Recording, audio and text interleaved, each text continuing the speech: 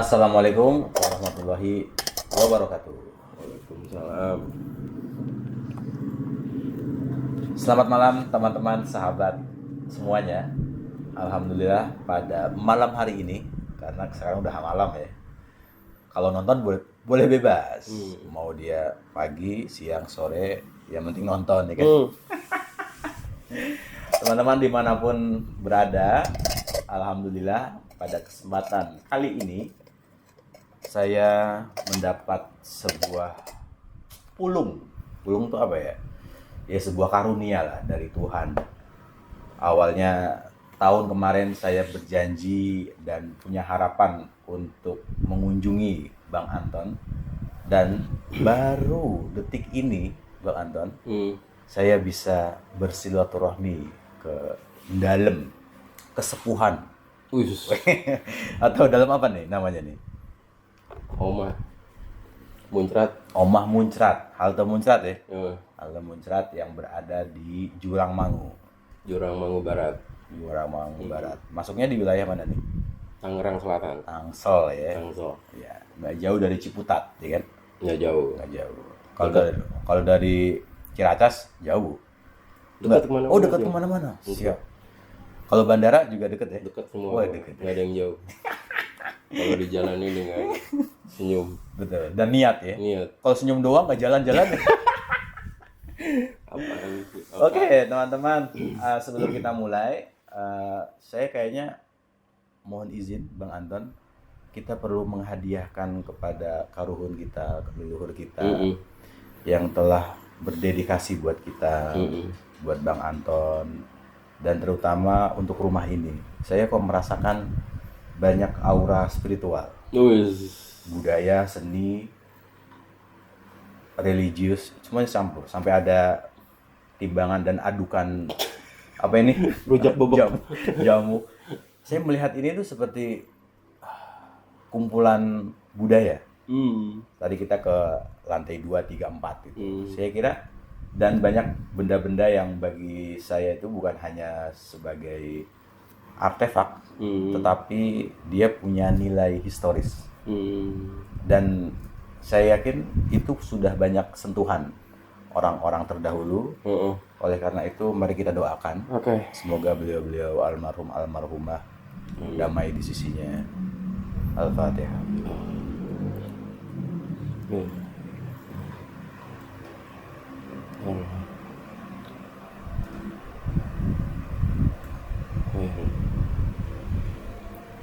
Amin ya rabbal alamin. Amin. Bang Anton, Gokil. gimana kabarnya Bang Anton? Alhamdulillah baik Mas. Thank you banget. Aduh. Datang. Dan saya yang berasa harus berterima kasih karena sudah meluangkan waktu. Kita tadi hampir nggak jadi nih nge-tag video ini karena tiba-tiba Bang Anton ada panggilan. Darurat ya. Bersedia Kapanpun, dimanapun minumnya. Iyo man. Amer. Beda ngubu kan. Ada mau. Ya, pertama kali ketemu Bang Anton itu kalau nggak salah Ramadan ya. Bulan Ramadan tahun kemarin. Iya, di Oma Suwung ya. Oma Suwung. Dan ketika itu juga saya merasa gua harus kenal sama orang ini. Bagaimanapun caranya, meskipun gua tahu siapa Bang Anton itu kan. Bang Anton dengan banyak teman-temannya dan gue sebagai tamu juga kan, yang baru kenal ini ya. Dan gue nggak bisa ngobrol Bang ketika itu Bang, karena emang ya gue milih ruang sendiri yang mungkin bisa menjaga privasi Mas Anton gitu. Dan alhamdulillah intinya kalau gitu intinya bisa kenal sama Bang Anton. Sama-sama senang juga. Mungkin Bang Anton bisa bercerita tentang aktivitas, profesi dan juga perjalanan karir gitu ya. Boleh dari manapun boleh bebas. Karir, perjalanan sampai hari ini apa ya? Kalau dibilang awal banget di profesi dunia kerja itu yang gue jalanin tuh pertama jadi sales minyak tawon. Gue belum pernah dapat cerita ini nih. Itu asli ya? Asli. Di mana tuh? Di sini di rumah ini terus ada kebetulan ada temen tetangga dia buka usaha pembuatan ada minyak orang aring, minyak tawon, aseton, minyak kemiri, akar lawang. Nah itu kita jualin tuh. Sebentar, itu bahan bakunya ada di sini juga? Bukan di rumah ini, maksudnya di tetangga gue. Di daerah sini maksud gue. Di daerah sini. Terus zaman itu apa ya? Pokoknya setelah kerja diajak jadi ya sebenarnya hitungannya sales sih ya. Nawar-nawarin ke warung-warung gitu kan. Udah itu berangkat dari apa ngelihat temen kok tiap hari bisa megang duit zaman itu ya, zaman 200.000 zaman itu kan. Tahun berapa nih? Tahun kurang lebih 9, gue lulus 97 sih, 94 lah. 94 tuh. Itu setelah kerja, bukan kerja ya, kerja sih jatuhnya di diskotik. Ada diskotik terbesar di Asia Tenggara lah, salah satunya namanya Zodiac diskotik tuh. Di daerah mana tuh? Di daerah Glodok, Oke. Gajah Mada situ. Terus dari situ ngeliat temen jualan minyak tawon, ya udah lama tuh, sempet lama tuh. Waktu itu nyewa motor tukang ojek daerah rumah gue tuh, sehari 10.000 sama Bang Romli. Udah tuh kita keliling-keliling. Seharian tuh ya? Dia udah ngambil barang, terus keliling-keliling kemana aja, warung-warung. Udah, terus habis itu gue geser kemana ya? Oh, diajak sama vokalis almarhum Miko Protonema namanya, Mas Miko dia vokalisnya band Protonema waktu itu. Sebelumnya di Java Jive, dia tinggal juga di komplek ini bareng gue. Miko bukan yang Malam Minggu Miko bukan ya? Bukan. Miko Protonema habis itu tuh ikut gue yuk, bantu gue. Dia kan musisi ya, pemain band. Gue disuruh ya jadi ini namanya rodis lah, jadi nyiapin alat-alat sebelum dia manggung gitu kan. Sekalian nyupirin Jakarta Bandung mondar mandir gitu. Nah itulah pertama kali gue tahu nginjek Bandung tuh diajak sama si Miko tuh. Lama terus ketemu sama gitarisnya Naf dulu, namanya Dedi itu punya studio recording lah di Bandung. Nah gue diajak juga tuh di situ, pokoknya apa aja lah diajak gue sambut lah. Jadi kadang gue nggak bisa main gitar aja, kagak bisa gitu kan, kerja di studio rekaman gitu. Itu sebagai apa tuh? Waktu itu sih apa aja tuh, nyupir, OB, ya planning service, apa aja lah pokoknya. Terus di situ fasilitasnya alhamdulillah tuh lengkap tuh, ada studio editing video, recording. Ya udah tuh ngeliat orang ngoprek alat buat rekaman, terus ngedit grafis. Waktu itu zamannya apa ya, aplikasinya tuh Corel Draw. Masih ada awal Corel Draw seri 1. Udah tuh mulai. Saingannya inian ya, Packmaker. Oh pokoknya banyak deh tuh, ada Catwalk 2000, pokoknya zaman masih analog lah. Udah tuh singkat cerita diangkat lah Ton jadi operator ini studio rekaman. Wih, dikasih kepercayaan gitu, terus ngikutin tur Naf manggung keliling berapa album gitu kan. Nah disitulah gue diajak nonton pembuatan video klip. Dari situ baru ngeliat oh syuting tuh kayak gini gitu. Selesai dari Bandung gue ke mana ya, ke Jakarta, enggak gitu kecebur di TVRI itu. Ada namanya Pusdiklat TVRI itu angkatan 24 kalau nggak salah gue. Itu pelatihan Modelnya pelatihan video jurnalis. ya gue yang berhubungan dengan visual pokoknya gue jalanin aja lah. Terus abis itu nggak lama, cuman sebulanan lah, ikut pelatihan, terus cari tempat magang, kecebur lah di dunia sinetron. Sinetron pertama itu judulnya Pura-Pura Buta. Kalau bahasa Indianya Peres-Peres Betes. Karena sutradaranya yang dia. Ini dia di stasiun TV apa itu? Tayangnya di Indosiar. Indosiar. Berapa episode? Wah, banyak banget, Banyak lupa ya? gue. Lah, Tapi gue nggak masuk dari episode pertama, jadi gue diajak sama temen gue magang di situ. Jadi ya apa aja, jadi runner, jadi lighting, DOP. pokoknya yang berhubungan dengan kamera sama lighting lah. Di situ terus berapa bulan magang sambil kuliah tuh, nyambi kuliah sambil syuting. Jadi kuliah sambil syuting, terus kuliah D3, lulus itu 6 tahun karena kebanyakan syuting lah. Udah. Jurusannya apa? Broadcast zaman itu udah sampai 2000 berapa ya? 2011 Kompas buka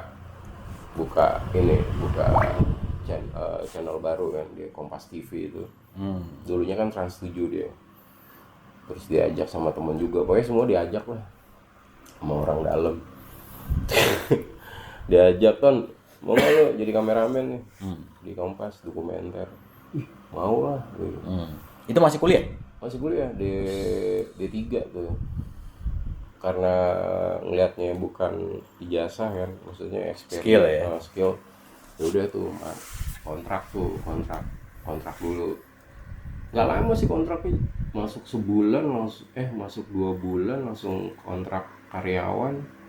Kena tugas di Kalimantan Timur sebulan kurang lebih, ekspedisi tebing tondoyan. Udah lanjut sampai 2018 gue resign. Wih, berarti 9 tahun?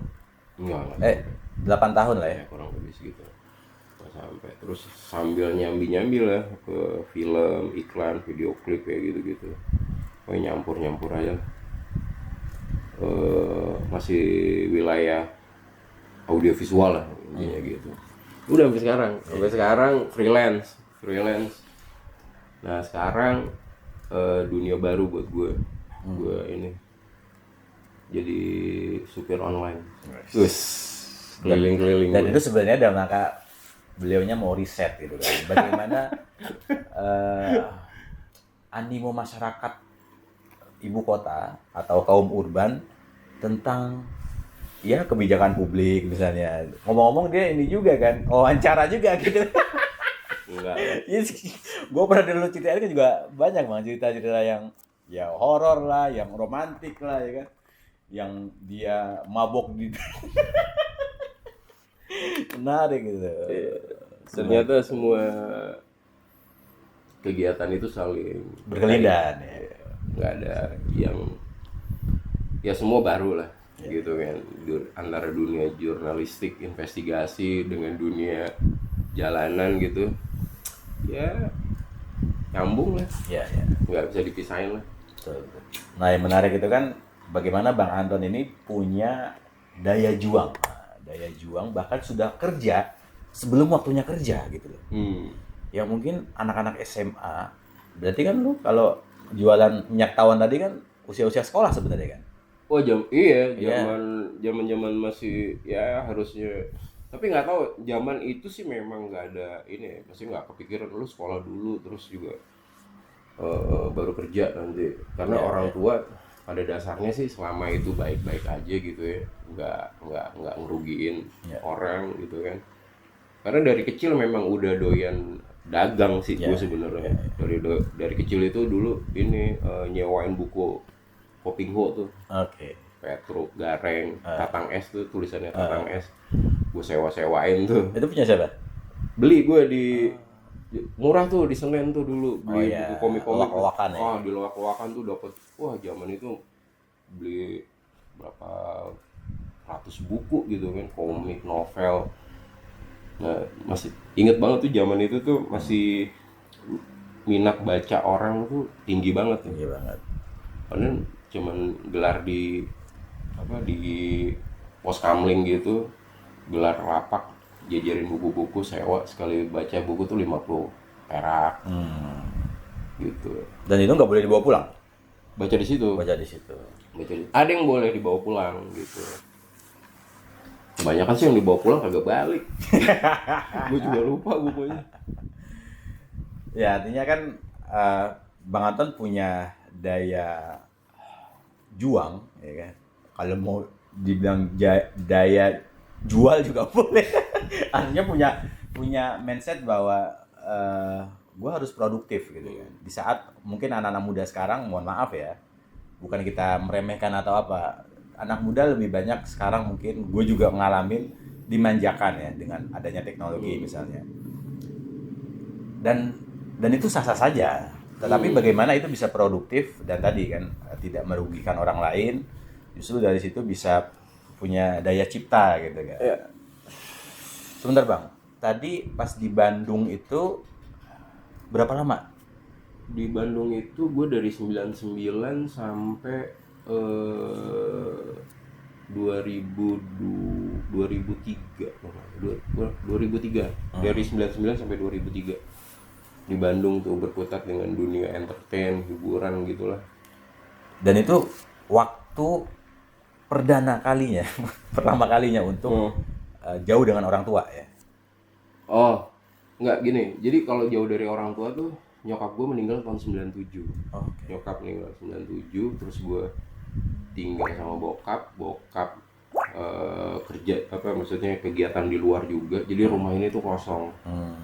Jadi gue tinggal di Bandung, ya kan cuma mondar-mandir aja, ngecek rumah sebulan sekali lah pada saat itu. Waktu itu masih pakai bis Prima Jasa tuh, gue inget tuh. Prima Jasa tuh. Sekarang juga masih ada ya? Iya masih ada. Kadang naik kereta gitu aja sih. Kurang lebih 3-4 tahunan lah di Bandung. Dan berarti sejak zaman muda sudah bolang ya? Iya, udah dilepas lah sama orang tua gitu. Makanya kalau sekarang tiba-tiba pas gua WA, gua hubungin, ternyata lagi di Makassar, lagi di Papua, itu udah biasa berarti. Tugas aja sih. Iya. Panggilan. Nah, yang menarik itu banyak sih menariknya. Tapi bagi gua itu ada sebuah lembaga atau mungkin kantor perusahaan yang sampai sekarang itu masih bonafit lah ya. Kompas. Nggak semua orang itu bisa masuk Kompas loh Bang. Meskipun ada orang dalamnya, meskipun dia skillnya. Nah, bisa diceritain detail nggak bagaimana bisa masuk Kompas? Ya itu awalnya jadi gue syuting sama teman gue, terus kebetulan waktu itu Kompas lagi rekrut ya kan, kameramen gitu. Terus gue ditawarin, "Ton, lu mau nggak jadi kameramen nih di Kompas, buka nih." "Oh gitu, serius lo?" Gue ijazah gue cuma D3 lo, gue masih kuliah. Gue bilang gitu. Udah masukin aja dulu. Ya udah, singkat cerita akhirnya gue di interview dan alhamdulillah keterima. Banyak pesaingnya juga kan? Wah, gue nggak tahu deh, tapi pada saat itu memang lagi rekrut banyak ya kan. Di awal 2011 di awal 2011 11 akhir lah. 2011. Bentar ya, nggak apa-apa ya, commercial break nih. Nggak bisa nggak bisa ganti, nggak bisa buru-buru. Nggak bisa itu harus kok nggak bisa nggak bisa dadakan karena harus ada checkernya kan juga nggak 24 jam ya. Ini lagi podcast lagi podcast ya dalam sorry ya Slow. tadi sampai mana tuh, ntar lu potong aja deh. 2012 keterima, terus ya mereka ngeliat yang menarik sih buat gue tuh. Jadi pada saat itu memang saat interview gue nggak ditanya tuh matematika lu dapat berapa, PMP lu berapa, pelajaran agama lu dapat berapa. Jadi yang mereka lihat itu selama berkecimpung di dunia syuting film, sinetron apapun lah, itu yang menjadi bahan experience gue dipakai lah intinya gitulah. Terus ya udah, terus dunia baru juga buat gue di dunia dokumenter investigasi, karena pada saat itu gue ditempatin di satu program namanya Berkas Kompas. Masih ada tuh? Masih ada sampai sekarang. Berkas Kompas itu program investigasinya Kompas TV. Itu program, salah satu program andalan juga sih di situ. Nah, bicara dunia investigasi ternyata sangat lekat banget sama korelasi kehidupan kita sehari-hari. Gitu kan. Apa itu maksudnya? Dari sektor sosial, ekonomi, budaya, agama, keamanan, ya kan, dunia kriminal, ya semacam kayak Intel gitu deh. Tapi bawa kamera kan ya? Ya itu dilihat dari ini ya, treatment liputannya juga sih. Gitu kan, ada yang tersembunyi, pakai hidden cam kayak gitu kan. Terus juga, nah dilalah kok dunia investigasi yang ada di Berkas Kompas itu, kalau gue inget-inget gitu, itu ngalamin lah proses perjalanan kayak dunia narkoba, human trafficking yang kayak gitu kan. Terus juga tentang eksploitasi alam yang kayak gitu banyak lah yang diinvestigasi, karena tagline yang di Berkas Kompas itu kan peran negara di setiap ruang lingkup kehidupan warga masyarakatnya. Ya hampir semua sektor lah diangkat lah di situ.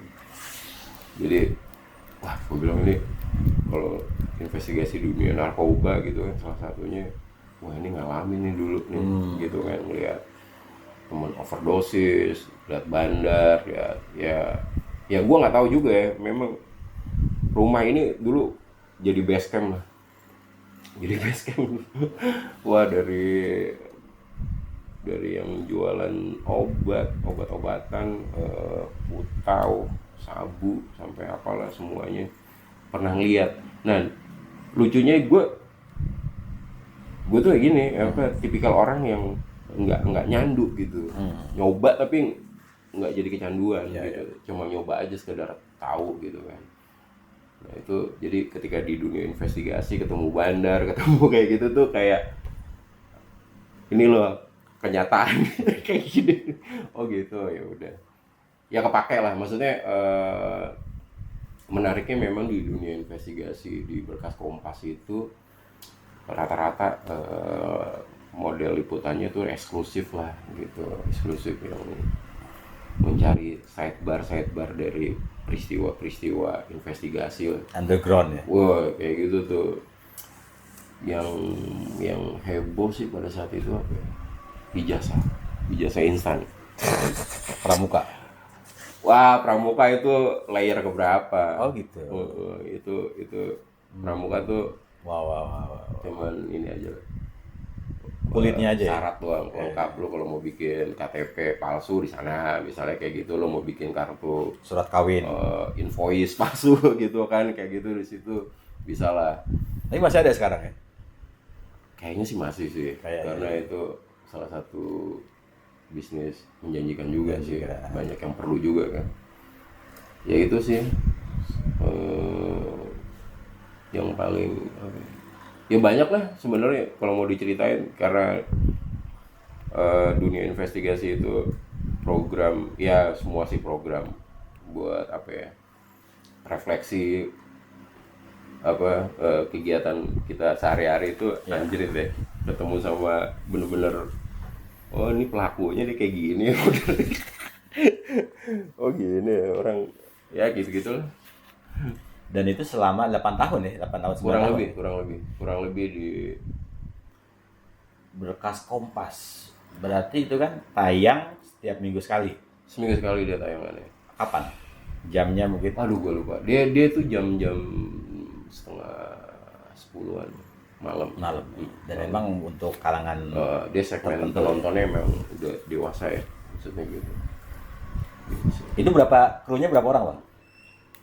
Dunia investigasi itu paling banyak bertiga itu reporter, kameramen, kalau di liputan tuh driver yang nemenin kita, ya mungkin tambahannya fixer daerah yang lokal yang kita tanya-tanya, kita ajak-ajak gitu kan buat gali informasi gitu. Semacam korespondennya. Nggak, beda. Fixer tuh jadi penghubung kita lah, yang tahu misalnya di daerah Tanjung Priok, nih lu temuin nih si A, dia taunya kayak gitu. Itu kita sebutnya fixer gitu. Ya fixer itu nggak harus dia profesinya pejabat atau apa, bebas aja, informan lah ya. Ya. Modelnya gitu. Dan itu tidak bagian dari Kompas kan sebenarnya, tidak dari media kan. Iya, tapi gue nyebutnya itu mereka adalah tim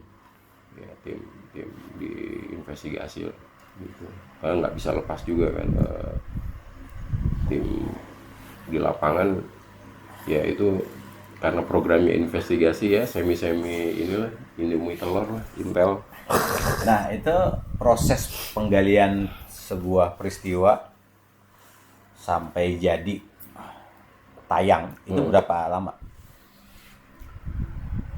Dari riset, terus juga biasanya kita sebelum jalan gitu kan sama produser gitu, kita nentuin nih agenda settingnya apa nih, apa yang mau diangkat. Terus juga biasanya kan dari yang harian tuh, liputan harian, misalnya tentang ijazah palsu gitu kan yang beredar, itu kita telusurin gitu kan pelakunya.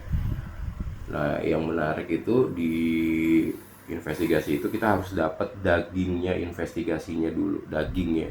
Jadi pelaku itu bukan berdasarkan katanya si A itu, tapi kita benar-benar si A itu pelakunya. Terus dia mau memberikan informasi kenapa dia mau melakukan itu.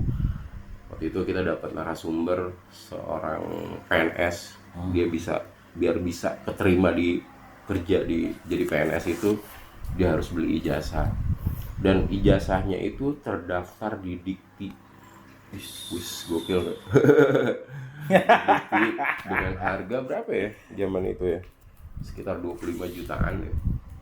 Lu nggak usah ikut proses kuliah, lu tinggal datang, ikut proses wisuda, udah lu terima ijazah. Dan itu nggak lama proses, yang penting ada duit gitu. Dan itu ketika wawancara narasumber itu ngaku nggak kalau kita dari media untuk melakukan investigasi gitu? Menarik. Jadi awalnya kalau kita nggak buka identitas kita sebagai media gitu kan, seorang jurnalis enggak. Kita biasanya ada tugas kampus nih, penelitian nih, penelitian yang kayak gitu lah. Tapi setelah kita bangun trust dulu sebenarnya, bangun kepercayaan dulu nih sama narsum kayak gitu. Karena kita harus jujur, kita cerita siapa gitu. Nah itu enak, bukan enak sih. Kalau sudah saling percaya, mereka akan ngasih apa yang akan kita tanyakan sama dia gitu. Dia akan ngasih informasi yang benar-benar secara fakta, itu memang nggak dibuat-buat gitu kan.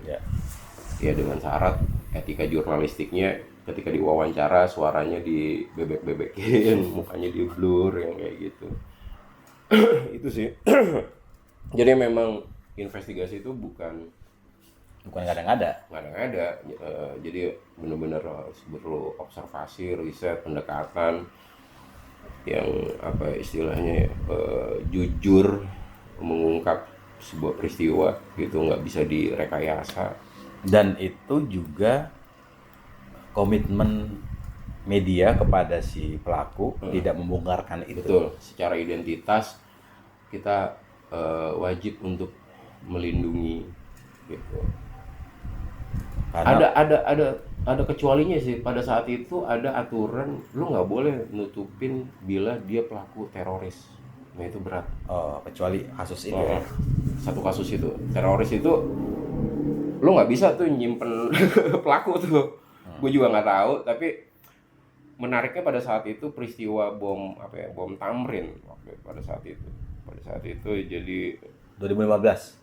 2015. Lu masih di Kompas? Masih. Iya. Gua kan resign 2018. Iya. Nah itu udah. Lu ngungkap itu juga, Bang? Oke. Ketemu pada saat itu. Nah itu. Ketemu pelakunya ya? Oh, ketemu pelakunya. Jadi gua nggak mau cerita ininya sih. Tapi yang gua alamin tuh bukan bicara ranah resiko gitu kan. Ketika jadi seorang jurnalis di investigasi itu kan, kecurigaan itu dari berbagai pihak tuh pasti timbul lah gitu kan. Jadi karena di bom Tamrin itu pelakunya dia pakai celana jeans, sepatu kets, terus pakai backpack gitu, tas, ya kan, pakai topi, kemejaan gitu, lengan pendek. Nah potongan gue tuh waktu kerja tuh kayak gitu tuh. jadi pas gue balik gawe gitu kan gue naik kereta tuh kan. Ya ini mah nggak tahu. Tapi gue kayak merasa diikutin aja gitu kan, modelnya kayak diikutin gitu kan, bukan lah gitu kan. Terus gue ya ini aja lah, laporan gitu kan, wah ini nih, iya lu potongannya ini mirip banget tuh sama Prancis. Waduh, ya kayak gitu lah itu tapi enggak sih, ya itu mungkin antisipasi aja dari aparat gitu kan, ngeliat yang bawa tas punggung gitu, di mereka antisipasi aja sih, lebih ke situ gitu. Menarik dunia jurnalis. Banyak ya jebakan sebenarnya, kayak lagi ikut gerebek-gerebekan gitu kan, khawatirnya kan waktu gerebek sarang narkoba tuh di daerah Tanah Abang tuh, ikut bareng tim gerebek-gerebek itu. Yang mereka takutin sih sebenarnya bukan nangkep orangnya, nah ketusuk jarum suntiknya, karena khawatir tertular HIV/AIDS kan. Makanya kalau gerebek narkoba itu pasukan tuh sebenarnya lengkap tuh ininya, atributnya, karena khawatir tertular kan itunya, jarum suntik. Resiko banget ya? Resiko banget ya. Bukan takut tembak-tembakannya, enggak, resikonya penyakit yang kayak gitu-gitunya. Nah itu ya banyaklah pengalaman yang istilahnya di dunia kriminal jalanan ya ya ngerenung aja gitu. Kalau keluarga sih udahlah, lu ganti program lah. Saran dari keluarga. Ganti program lah, bahaya nih resikonya kayak gitu. Ya selama kita ngejalaninnya seneng aja sih, bukan ya akhirnya kalau sama keluarga tuh di rumah ya inilah bisa sharing, jadi banyak cerita lah buat sharing kayak gini nih sama keluarga gitu kan. Habis gimana tuh kasusnya. Jadi yang menariknya ya, kalau di dunia investigasi, jadi ini gue bicara soal literasi media ya, ya berita gitu kan. Jadi dengan maraknya informasi, berbagai macam platform sekarang informasi. Kalau dulu kan kita tuh terjun langsung di peristiwanya, kita ngelihat langsung gitu, kita berhadapan langsung. Jadi tuh kita nggak bisa ngarang tuh dengan bahasa redaksi yang kayak gimana gitu kan. Ya kita memang lihat langsung kenyataan. Bener nggak sih ini peristiwa? Bener. Kita bisa bilang bener. Gitu karena kita menyaksikan langsung, hadir langsung di peristiwanya, bukan berdasarkan katanya. Nah di program investigasi itu ada yang namanya mengkonfirmasi sama pejabat-pejabat negara, misalnya gubernur, menteri, apa gitu ya. Jadi kita dapat tim daging investigasinya dulu, kita konfirmasi, Pak, ini temuan kami di lapangan, bagaimana pertanggungjawabannya. Jadi bukan berdasarkan penemuan kami, katanya di daerah ini gini ya Pak, nggak begitu. Jadi kita perkuat sama penemuan secara visual, audio, yang dengan kualitas mau hidden atau apa. Nah itu kita minta tanggapan dia. Iya. Itu nggak bisa ngeles tuh pejabat tuh biasanya, atau pihak-pihak yang bertanggung jawab tuh nggak bisa ngeles. Dan itu di setiap tayangan investigasi pasti ada testimoni itu ya? Pasti karena di situ kan peran negara nih di mana nih ketika ada peristiwa kan gitu. Kayak gitu. Itu seru tuh. Nah, nyari daging investigasinya tuh yang ya challenge lah ya. Tantangannya menarik juga tuh di sini tuh. Ada juga yang nggak mau gitu kan di wawancara, di ya penelusuran, nyamar jadi tukang dagang apalah, nyamar jadi anak kampus kuliah gitu. Kayak gitu-gitu lah. Untuk mendapatkan daging investigasi tadi itu ya? Untuk mendapatkan. Ini ngomong-ngomong, boleh dijawab atau tidak ya? Terserah Bang Anton. Pernah nggak dapat ancaman dari beberapa pihak dari hasil investigasi itu? Atau baik setelah tayang maupun sebelum tayang? Kalau ancaman secara langsung sih enggak. Teror gitu kan di WA atau apa enggak. Tapi yang jadi antisipasi redaksi itu, gue disuruh geser dulu, nggak di program itu dulu, lo ganti program dulu deh, kayak ngilangin ininya dulu lah gitu tuh, saran dari produser gitu kan. Kenapa? Karena ini sensitif banget nih, udah kedetek banget nih kan, dulu kan orangnya, udah lu ganti program refreshing dulu lah, program yang jalan-jalan, kuliner, program yang Atau selebriti gitu? ya kayak gitu-gitu lah, gosip. Ya kayak gitu-gitu. Oke. Ya, apa-apa. Jadi dari kantor sih biasanya yang udah mengantisipasi. Karena pada saat investigasi ijazah instan itu emang kebongkar banget. Dari diktinya kebongkar.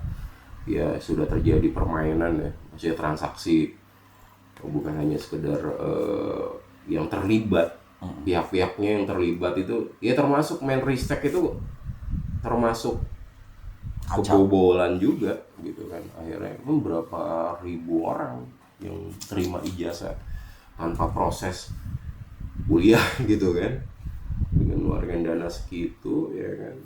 Tapi kemudian apakah dari pihak penegak hukum itu juga melakukan aturan yang berlaku?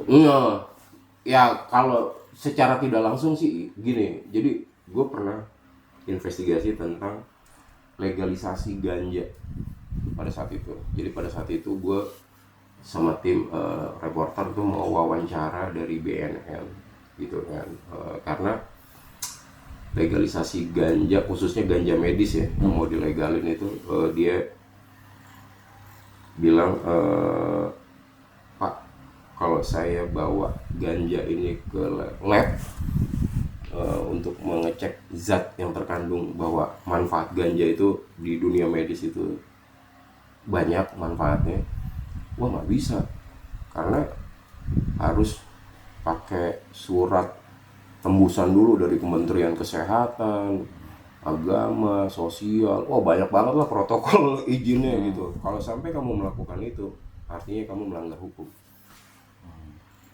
Gitu. Padahal fakta di lapangan, pengguna ganja medis itu benar-benar ngerasain manfaatnya.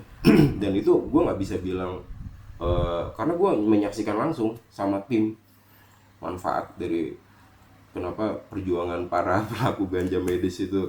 Bukan gue dukung ya, tapi memang situasinya pada saat itu kasus ganja medis itu kan banyak tuh, udah pakai ganja, terjadi perubahan secara kesehatannya membaik gitu kan, ternyata di stop karena ketahuan pakai ganja medis, akhirnya sampai meninggal gitu. Ya bukan urusan meninggal sih, urusan itu ya, tapi sedemikian rupa orang berusaha sembuh dengan menggunakan ganja, dan sampai hari ini yang gue tahu sih belum disahin gitu kan. Nah itu aparat-aparat hukum itu ya, terutama dari kepolisian itu melarang tim berkas tuh untuk meneliti pohon ganja itu ke lab gitu. Itu kan buat gue, ya kenapa sih, emang nggak ada salahnya gitu kan. Kalau perlu pendampingan juga ya dipersulit aja sih pada saat itu gitu sih. Menarik. Ya emang dunia jurnalistik emang seru sekali dulu, dan gue baru tahu ya pas Bom Tamrin itu, gue juga di posisi sebagai jurnalis juga. Tapi yang di kantor. Oh, di kantor.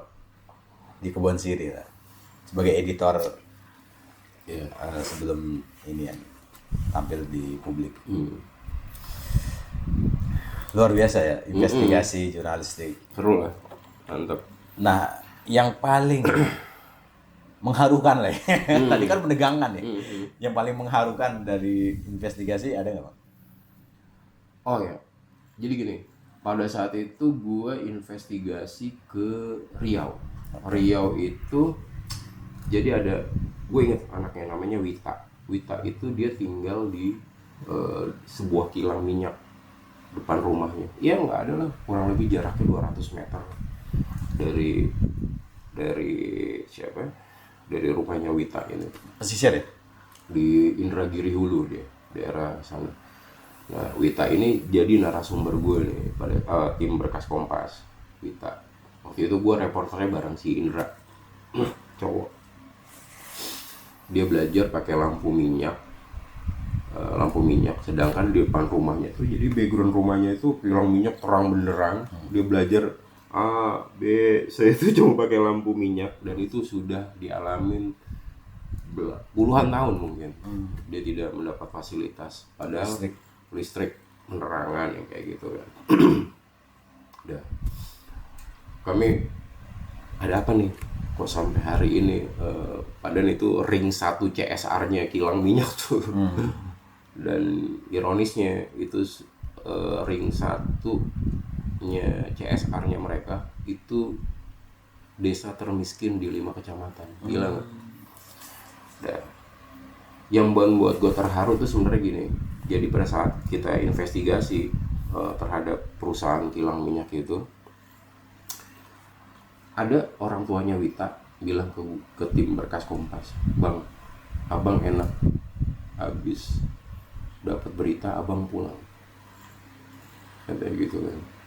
Emang kenapa, Pak? Kamu tahu? Bapak tahu nggak? Bapak tuh tim saya gitu. Kenapa, Pak? Kami tuh diteror. Kenapa ngasih informasi ke si wartawan itu gitu. Dan yang sedihnya lagi, yang meneror mereka itu bukan siapa-siapa. Itu keluarga mereka juga yang bekerja sama perusahaan itu. Gitu. Jadi ya perusahaan yang petinggi-petingginya mah anteng-anteng aja, yang dibenturin itu ya sesama saudara yang kayak gitu, yang mungkin mereka jadi security di sana. Yang kayak gitu. Ketika gue dengar ada omongan, ya bapak enak dapat berita pulang ke Jakarta tayang, terus bapak mikirin nggak nasib kami itu sebagai warga atau narasumber bapak yang bapak tinggalin? Kami itu diancam, diteror. Wanjrit, gila. Di situ gue langsung sama tim tuh, iya ya, kita bener ya dapat berita, kita pulang, kita dapat gaji, nasib mereka gimana gitu kan. Wah, ngasih data, informasi yang kayak gitu kan.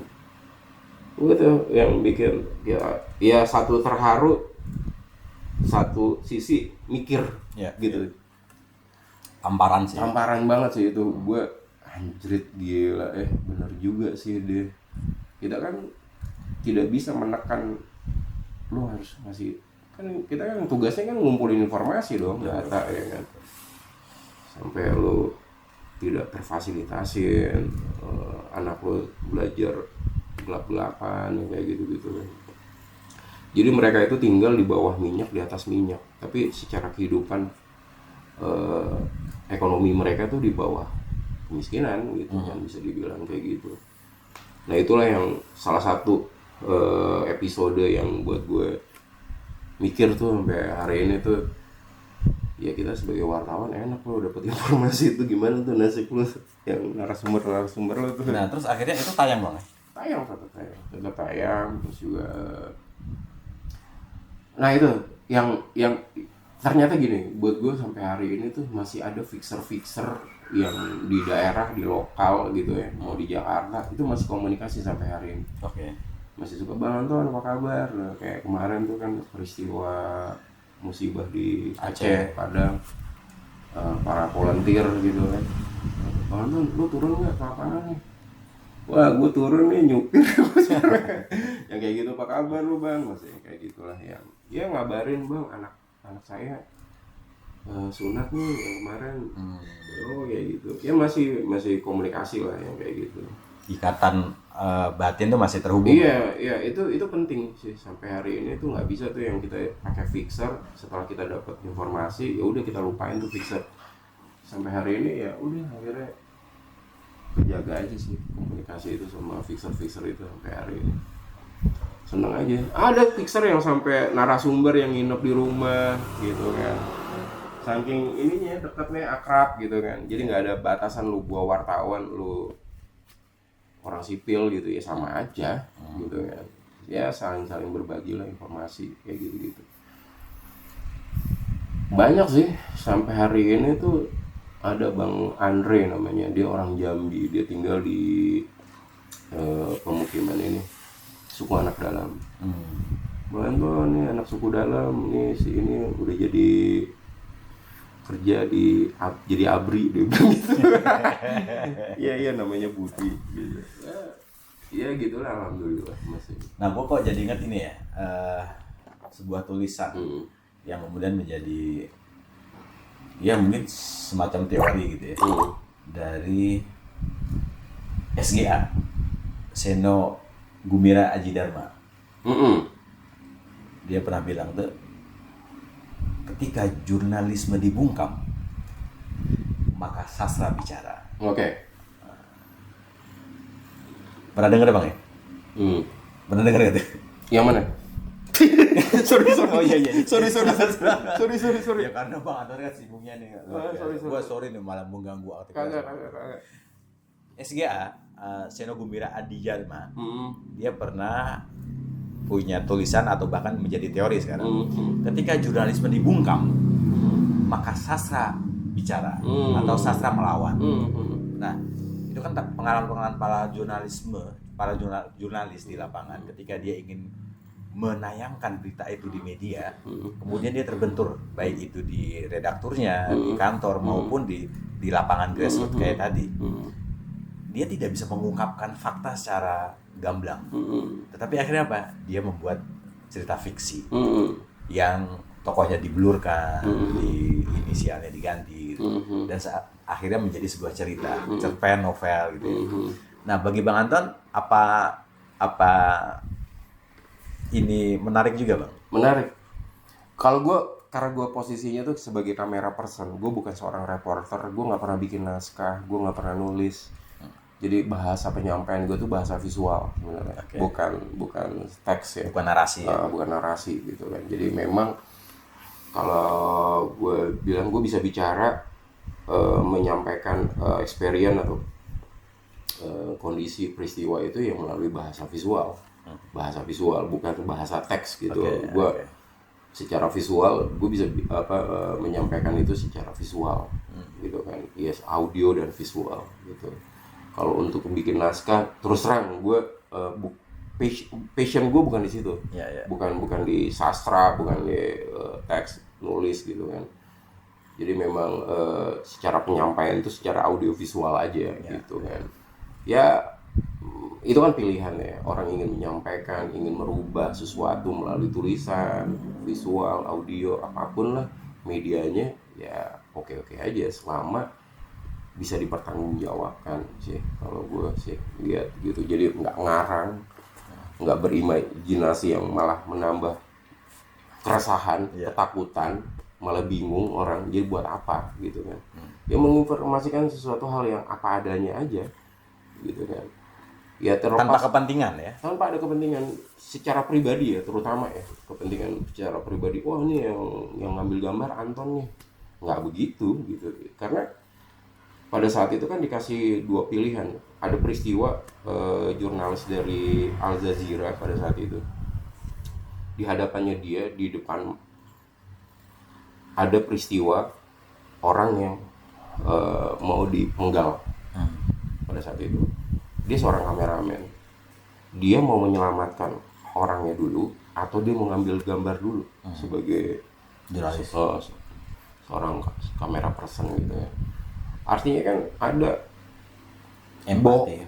bohong deh kalau lu nggak ada rasa pengen nolong gitu. Tapi di satu sisi lu tugas gitu. Itu pilihan yang sangat sulit tuh. Ya kan, lu mau nolong dulu atau lu mau ngambil gambar dulu. Kalau gua ngambil gambar dia mati, kalau nggak gua tolongin gitu kan, itu dua pilihan yang susah. Akhirnya dia mengambil keputusan gua akan ambil gambar. Karena apa? Dengan dia merekam kejadian itu, dia akan memberikan pesan ke semua orang yang nonton bahwa peristiwa ini sah terjadi gitu. Ya soal kemanusiaan, HAM atau apapun lah. Kayak gitu sih, itu anjir sih berat. Itu kan kayak fotografer ada di Afrika atau di mana gitu ya. Anak yang kurus mau makan, di belakang itu ada burung bangkai gitu kan. Sampai akhirnya dia mendapatkan foto itu, tapi kemudian ketika meraih penghargaan, award gitu, dia dihujat banyak aktivis gitu kan. Kenapa lu nggak menolongin malah foto? Akhirnya apa? Dia depresi dan akhirnya bunuh diri di dalam mobil, knalpotnya dimasukin ke ininya dia kan, mobilnya dia. Itu tekanan-tekanan gila di dunia jurnalistik, khususnya investigasi itu memang apa ya, bukan hanya sekedar fisik, tapi memang jiwa ya. Lu berpikir sehat, berpikir logis, kayak kan realistis, yang tidak, ya semua akan ngalamin yang namanya tekanan-tekanan. Mau dari kantor lu harus dapetin gambar yang kayak gitu-gitu ya. Tapi ya kembali lagi, itu kan ya kalau sampai bunuh diri kan artinya memang udah pressure-nya sampai mengguncang, ngerasain. Karena memang kalau kita ngelihat langsung peristiwanya dibandingin kita cuma baca informasi, nonton, itu beda banget ya. Kayak gitu. Nggak bisa tuh semena-mena kita berkoar-koar tanpa lu ngalamin peristiwanya juga enggak. Lu cuma baca, lu cuma nonton. Kenapa galakan lu, stresan lu gitu kan. Iya dong. Ya, maha benar lu ya. Kok seakan-akan pembaca berita itu paling ngerti gitu kan. Ini kan di lapangan kan nggak begitu gitu kan. Ada kok pola komunikasinya, ngobrol gitu kan. Ya kayak gitu. ini gue jadi terpancing untuk menanyakan sebuah hal, Bang. Tapi mohon maaf kalau nggak etis ya, lu boleh alihkan lah. Apakah ini yang membuat Bang Anton akhirnya keluar dari dunia jurnalis, kamera person investigasi? Oh, jadi gini, gue resign itu 2018. Industri media pada saat itu lagi ngalamin guncangan. Ya istilahnya secara ekonomi media lagi ngalamin krisis pada saat itu. Jadi gue udah ngelihat dari dunia investigasi satu episodenya itu yang tadinya 2 minggu kami liputan bisa dipres jadi 4 hari. Yang kayak gitu-gitu karena mengefektifkan anggaran. Efisiensi ya. Efisiensi. Udah ada dari dulu berarti. Udah kayak gitu, udah kebaca tuh. Jadi kayak kok investigasi kok gini sih, buru-buru banget gitu kan, kayak sinetron stripping yang tayang harus tiap hari yang kayak gitu-gitu kok. Akhirnya kualitas, kedalaman, pengungkapan faktanya jadi turun kayak gitu-gitu. Itu sih sebenarnya bukan urusan gue sama kantor, itu urusan pribadi gue aja gitu kan. Ya paham lah sebagai pemilik media begitu besarnya operasionalnya mereka yang kayak gitu kan. Terus juga ya tidak harus merubah kinerja kita juga, ya itu udah tugas. Itu pilihan gue sih, gue cabut. Kayaknya kangen nih sama dunia film gitu kan. Ya kan, dunia ini entertain, visual. Iyalah, porsi cukup yang gue ambil sih. Cukup lah dunia, udah cukup deh kita main-main dulu gitu ya kan. Wise sekali ini. Udah nggak ini lagi deh, nggak bisa nuntut juga sih sama kantor, karena memang itu salah satu langkah buat